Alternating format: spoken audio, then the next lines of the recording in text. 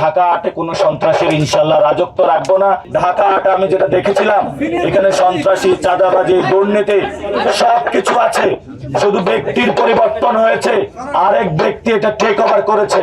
আমি নাসিরউদ্দিন যতদিন জীবিত থাকবো, আমি এখানে জনগণ আমাকে যদি সুযোগ দেয় তাহলে আমি কাজ করব, আর যদি ভোটে আমি জয়ী না হই তারপরেও আমি ঢাকা আটে কোনো সন্ত্রাসীর ইনশাল্লাহ রাজত্ব রাখবো না।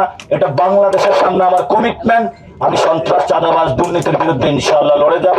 এবং আজকে এখানে আমাদের ঢাকা ৮ আসনের আসন পরিচালক পল্টন থানার আমির জামায়াত ইসলামের শাহিন আহমেদ খান, ওনাকেও অনেক আঘাত করেছে। এক্সট্রিম মশার কয়েল প্ল্যান্ট ফাইবার দিয়ে তৈরি, তাই সহজে ভাঙে না, সুগন্ধিযুক্ত ও নিরবিচ্ছিন্নভাবে জ্বলে। ডেঙ্গু, চিকুনগুনিয়া বাহি সহ যে কোনো মশার বিরুদ্ধে দেয় এক্সট্রিম সুরক্ষা। ভাইরা রক্ষা করেছেন, ছাত্র শিবিরের ভাইরা, ছাত্র শক্তির ভাইরা, আপনারা দেখেছেন অনেককে আঘাত করা হয়েছে। যদি ভোট হয়, আসলে আমরা গণতন্ত্রে যেতে চাই। আমি বিএনপিকে বলবো, আপনারা যদি সত্যি শহীদ জিয়া এবং খালেদা জিয়ার পথে থাকেন, এইসব সন্ত্রাসী কর্মকাণ্ড বন্ধ করেন। আমাদের যারা নারী সদস্য রয়েছে তাদের উপরে তারা বরফ নিক্ষেপ করেছে এবং সেখানে একজনের মাথায় 4টা সেলাই দেওয়ার প্রয়োজন পড়েছে। আমরা যে পরিস্থিতির মধ্য দিয়ে যাচ্ছি, আমি কিছু বলবো না। আমি বাংলাদেশের মানুষের কাছে আজকে বিচারটা দিলাম।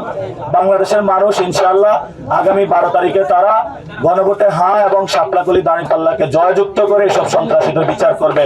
ইনশাআল্লাহ বাংলার মাটিতে তাদের বিচার হবে, ইনশাআল্লাহ হবে। এ পর্যন্ত আমরা 15 জনের তালিকা পেয়েছি।